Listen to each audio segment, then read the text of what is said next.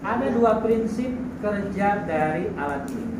Ya, secara umum alat-alat kesehatan itu memakai dua prinsip kerja. Yang pertama adalah mekanik, yang kedua adalah komputerisasi. Ya. Yang kedua, yang pertama apa? Mekanik. Komputerisasi. Apa yang dimaksud mekanik? Nah, kita akan mengenal bagaimana mekanikal dari infus pump ini bekerja. Ya, mekanikal infus pump ini bekerja. Oke, ini infus pump. Kemudian ini cara membukanya. Ya, jadi cara membukanya adalah dengan menarik handle yang berwarna hijau ini. Ya. Patokan teman-teman. Infus pump itu berbagai merek, berbagai model, ya. Jadi ini hanya salah satu model dari produk infus pump, gitu ya. Ada infus pump itu yang vertikal, ya. Ada yang Horizontal. Ini model yang horizontal, ya. Artinya horizontal itu pemasangan infus setnya itu mendatar seperti ini. Kalau yang vertikal itu seperti ini, gitu ya. Oke, ya, jadi seperti itu. Teman-teman, pada saatnya kita akan memasukkan atau memasangkan infus set ke infus pump, maka ada hal-hal yang perlu dipahami. Yang pertama, infus pump ini sudah dilengkapi dengan berbagai sensor untuk yang pertama adalah sensor udara, kemudian yang kedua adalah sensor untuk oklusi. Oklusi tahu? Oklusi itu hambatan. Misalkan ada gumpalan sehingga mengakibatkan cairan infus atau tetesan infus itu tidak jalan. Ya, kan teman-teman sudah belajar ya? Apakah karena kelipet begitu ya? Atau misalkan ada gumpalan darah di IV kateternya. Nah, itu infus pump sudah difasilitasi itu. Jadi pada saatnya ada udara mau masuk ke sini, sebelum masuk ke pasien, maka sensor udara akan bunyi.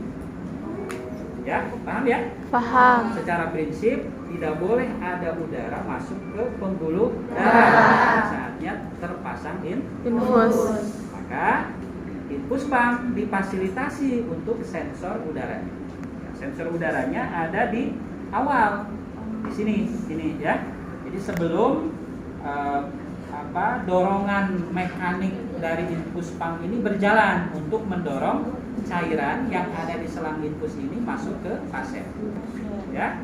Kemudian pada saatnya sensor ini lolos, artinya tidak ada udara yang masuk, maka akan masuk ke yang selanjutnya, yaitu proses pumpnya sendiri atau pompanya sendiri.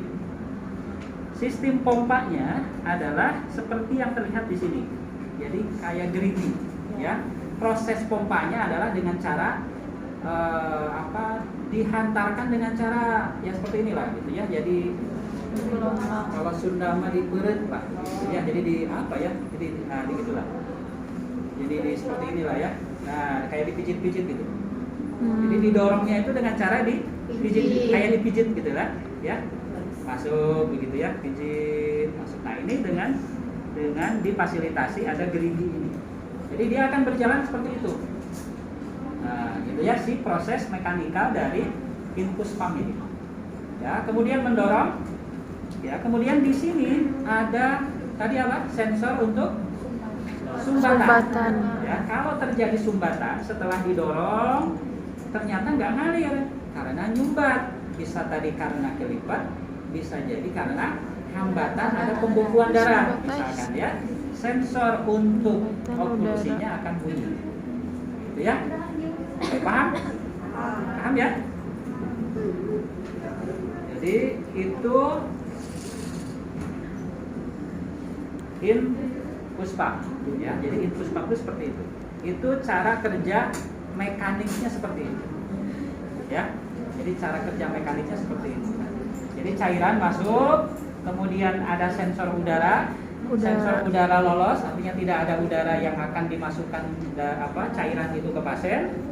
Dipijit, ya dengan mekanikal ini, kemudian masuk ke sensor oklusi. Kalau tidak ada sumbatan, cairan masuk. Paham ya? Oke. Kalau udaranya ada misalkan di sini, sensornya bunyi nggak? Bunyi. Tidak. Ya.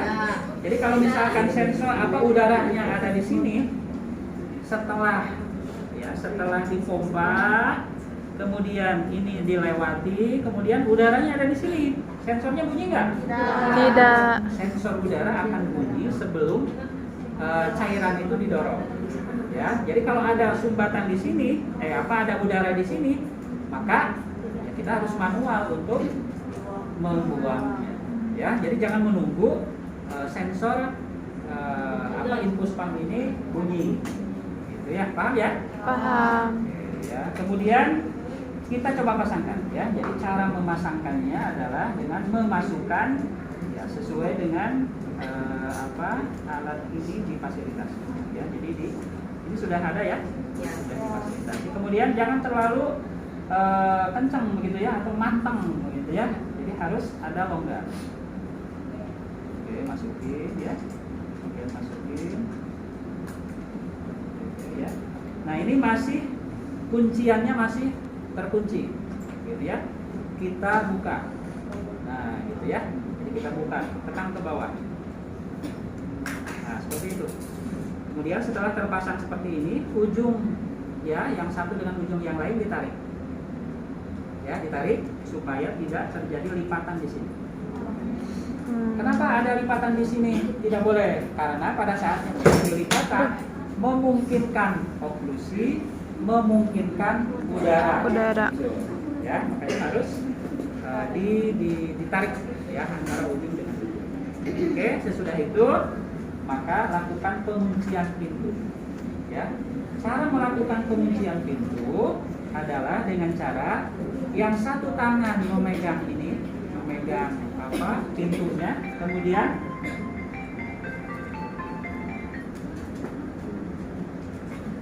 Bapak, ini akan mengunci pada saatnya kita kunci. Nah, paham ya? Paham. Jadi pada saatnya kita kunci, nah oke ya, jadi tutup ya, kemudian pijit atau tahan, kemudian ini kunci. Nah, gitu ya. Pada saatnya ini kunci, ini juga terkunci. Paham ya?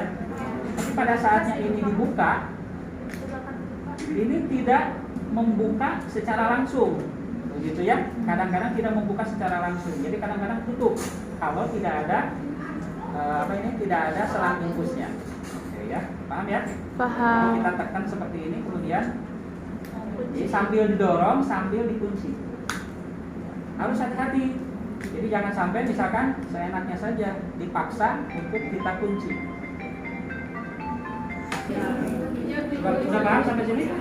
Paham ya?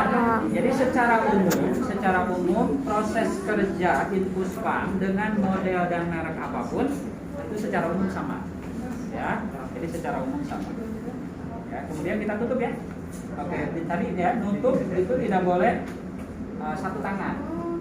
Karena pada saatnya ini patah, nah itu udah nggak bisa dipakai. Karena posisinya infus pump ini akan berjalan kalau posisi adalah tertutup. Gitu ya.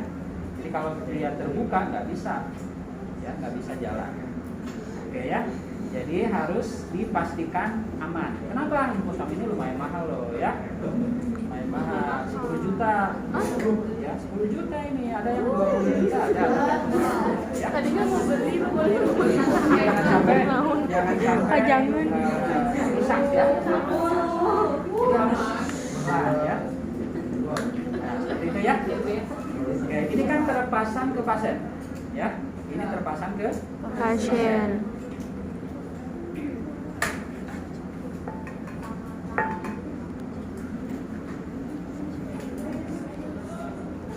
Oke, paham sampai sini? Paham. Nah, setelah itu, apa yang harus kita pasang lagi? Oke, yang harus kita pasang lagi adalah tali ini. Ini namanya flow sensor. Ini namanya apa? Flow sensor. Ini untuk melakukan sensor apakah cairan itu netes atau tidak. Paham ya? Ini dipasang di atas batas air yang ada di chamber ini. Makanya pada saatnya kita memasukkan air atau cairan infus tidak boleh melebihi dari batas yang di Flow sensor. garisnya di sini nih, yang ditandai di sini. Ya, di setiap chamber infus set itu ada di sini. Ya. Jadi kita pasangkan di atasnya. Jadi kalau ini penuh misalkan, nanti tidak terlihat netesnya. Flow sensornya tidak akan ngebaca apakah cairan itu netes atau tidak. Ya, makanya harus terlihat tetesannya. Pada saatnya dia netes, maka akan terlihat kedap-kedip di sini sesuai dengan jumlah tetesan yang masuk. Paham ya? Paham. Jadi netes, nyala dan seterusnya. Oke, paham sampai sini? Paham. Terlalu cepat enggak? Enggak. Ya, setelah itu ini sudah terpasang, ya.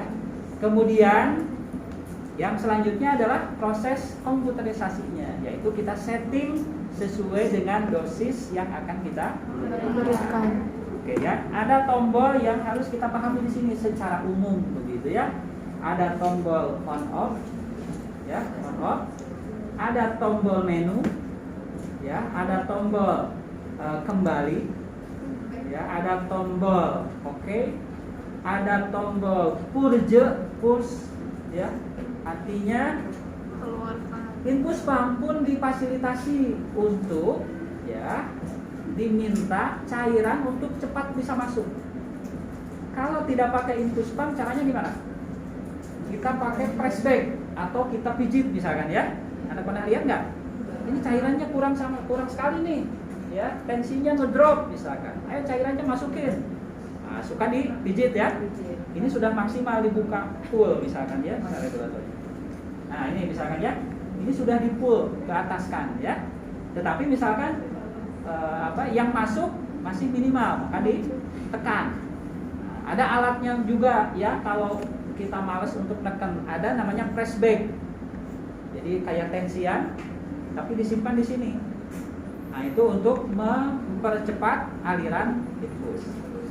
Di infus pump pun difasilitasi gitu ya. Pada saatnya pengen cepet aliran infus itu masuk, maka kita pijit yang purje lah tulisannya ya. Dibacanya apa? Push ya, push lah gitu ya. Push ya. Jadi kita pijit ini, nah ini akan cepet jalannya ya. Jadi si pompa yang ada di dalam tadi akan memompa lebih cepat ya, di luar batas dosis yang diberikan. Paham ya? Paham. Oke, kemudian di sini ada tombol start dan tombol stop. Jadi start stop. Ya, jadi on off, menu, kemudian kembali oke, push, kemudian start stop. Oke, paham ya? Paham. Nah, yang pertama yang harus kita lakukan sebelum kita melakukan settingan komputer yang ada di infus pump ini adalah kita membuka regulator infus set ini. Kita buka ya. Kita buka. Ngalir nggak dia? Tidak, karena terkunci. Karena tadi ya pada saatnya ini ditutup, dia ngunci. Kan ada klep yang tadi yang ngunci di sini ya. Dia ngunci, maka dia nggak ngalir. Dia tidak ngalir. Ya. Jadi kita buka, kemudian kita setting. Oke, cara settingnya seperti biasa saja, on off kita nyalakan. Ya, kita pijit. Ya. Kemudian kita oke, ya. Nah, muncul faktor tetes. Nah, ya, ada 20, ada 60. Ya, ada 20, ada 60. Kenapa hanya 20 dan 60? Padahal ada transfusi set. Berarti transfusi set boleh nggak pakai ini? Secara umum, kalau transfusi itu kita tidak pernah memakai infus pump. Karena apa? Karena pada saatnya memakai infus pump itu merusak komponen darah. Paham ya? Jadi komponen darahnya kan tadi sistemnya itu dengan dipompa ya, dipijit gitu ya. Nah, dimungkinkan, ditakutkan komponen darah itu rusak, maka infus pump itu tidak memfasilitasi infuset atau transfusi. Ya, paham ya? Makanya difasilitasi 20-60. Tapi ada juga yang memfasilitasi 15. Artinya infus pumpnya memungkinkan untuk dipakai transfusi. Paham ya? Paham. Jadi ini 20-60. Pada saatnya kita akan mengokeikan 20-60, bahasanya mengokeikan, gitu ya. Maka kita lihat apa? Infuset yang dipakai. Nah, yang tadi kan, makanya kita harus mengenal faktor TTS. Oh, ini yang dipakainya makrodrip. Gitu ya, ada nggak tulisan di situ makro? Oke, dal ya, dal di sini ada ya, dewasa. Makro berarti yang kita setting berapa? 20. Oke. Oke, kemudian muncul tampilan seperti ini. Ya. Kemudian setelah itu kita setting dulu berapa volume yang akan kita masukkan secara keseluruhan. Ya. Jadi misalkan volume yang ada di sini itu kita pakai ya ini berapa cc? 100 cc. 100. Ya, ada yang 500 kan? Ada Ini yang terpasang adalah 100 100 cc. ya. Maka kita setting volumenya 100 cc. Ya, kita setting 100 cc. Oke, kita setting pijit menu ini ya. Kemudian akan muncul di sini. Ya, akan muncul di sini berapa cc volume yang akan kita masukkan. Apa pengaruhnya volume yang akan dimasukkan itu untuk dilakukan input? Pada saatnya habis ya, tidak ada lagi tetesan di sini, maka dia akan bunyi alarmnya. Ya, paham ya? Paham. Ya, jangan sampai dimasukkan 500 begitu ya, bisa jadi ini terus ngalir padahal tidak ada, kosong, akhirnya cairannya ke bawah. Gitu ya, meskipun biasanya kalau pakai flow sensor ini sudah bekerja. Pada saatnya tidak netes, maka dia akan bunyi. Ya, kan Bu?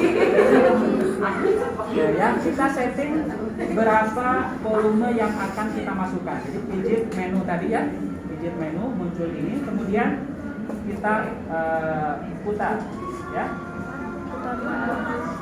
Putarannya untuk melakukan settingannya adalah ini.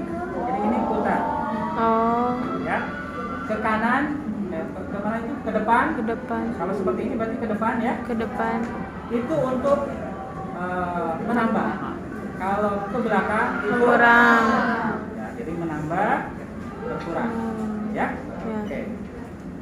Kemudian kita lihat tadi ya menunya kita ini. Kemudian kita setting berapa cc? 100. 100. Ya.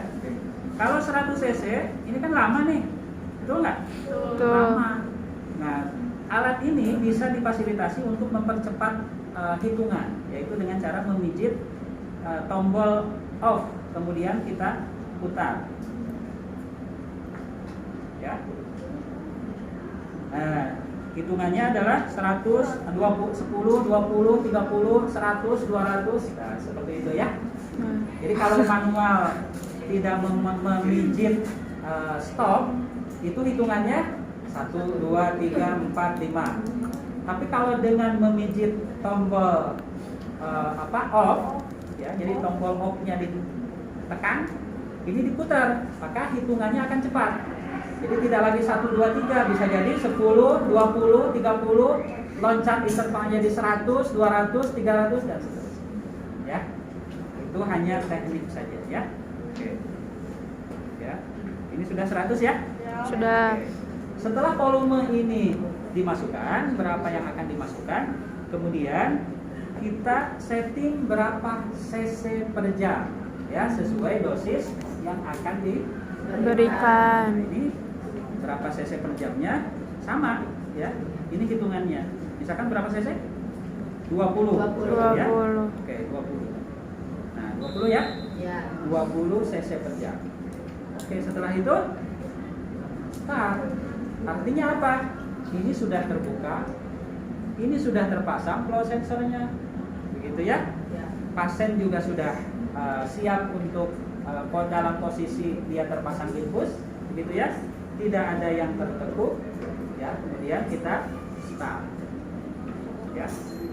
Nah, kita start, oke, ya. Nah, ini ada oklusi, oke, ya, ada oklusi. Ada alat-alat tertentu yang sensitif pada saatnya dia dipasang, ya. Ada yang sensitif pada saatnya dia dipasang.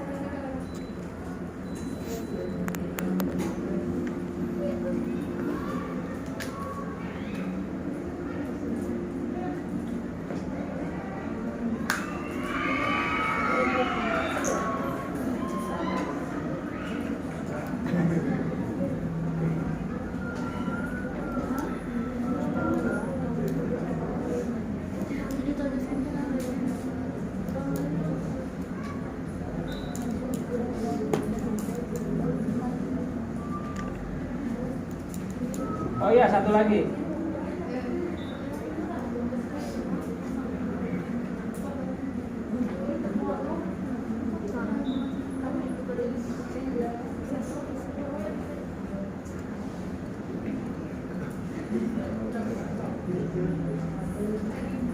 Oke, satu lagi ya. Ada infus pump yang dia sifatnya tuh universal. Paham universal? Artinya yang dimaksud semua infus set dia bisa cocok dengan alat ini. Nah, paham ya? Paham. Tapi ada yang khusus. Ada yang infus pump ini hanya cocok dengan infus set dengan merek tertentu. Nah, ini biasanya bisnis ya, bisnis dagang alat itu biasanya seperti itu. Sekarang ini apa nih namanya? Terumo. Terumo ini infus pumpnya ada. Infus pumpnya ada, kemudian infus setnya juga memproduksi. Biasanya dia memberikan ini asal dia memakai apa? Asal dia memakai apa? Infus set dari Terumo. Paham ya? Paham. Dia memberikan ini asal memakai infus set Terumo. Biasanya ininya sekali beli, tapi ininya kan terus-terusan. Paham ya? Kita coba apakah ini cocok atau tidak. Harusnya bisa, ya.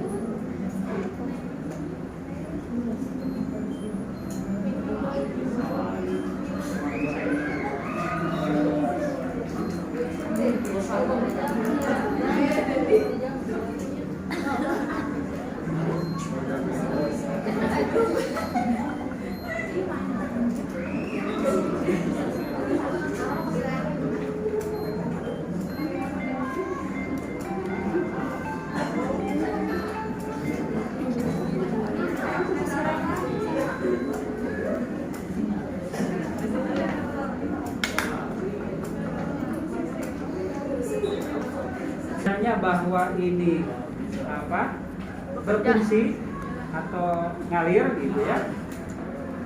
Tombol yang di sini hijau itu kedip. Ya, kemudian kita lihat tetesan. Nah, ini pada saatnya dia netes maka dia nyala. Paham ya? Paham. Bagaimana untuk merubah dosis misalkan ya, yang asalnya 20 cc menjadi taikin menjadi 40 cc misalkan ya. Itu mudah saja begitu ya, tinggal stop ya, tinggal stop kemudian kita ubah saja gitu ya. Gitu ya. Kemudian start. Oh. Gitu ya. Nggak harus diulang dari awal Pak itu. Maksudnya? Nggak harus diulang dari awal. Nggak harus diatur Kalau lagi dari alat ini setahu saya tidak usah. Jadi cukup stop kemudian rubah atur. dosisnya. Ya. Gitu ya. Tapi kalau alarm setahu saya kalau ini harus dimatikan dulu. Jadi tidak bisa stop kemudian diperbaiki kemudian dilanjutkan. Ya kalau alat yang ini ya Cuma kalau ada JMS dan yang lainnya itu bisa. Biasanya alarm stop kita perbaiki kalau udara alarmnya, kalau oklusi alarmnya, kalau flow sensor ininya, kalau sudah diperbaiki kita biasanya langsung dia nyala. Tapi kalau alat ini biasanya dimatikan dulu, kemudian bisa nyeting ulang atau bisa setting yang tadi. Nah, ya, artinya nanti familiar dengan alat. Nah, ya, nanti kita familiar dengan alat ya. Oke ya, ini cari. Oke, seperti itu ya teman-teman. Ada pertanyaan dari pemakaian infus ini? Bapak, Oke.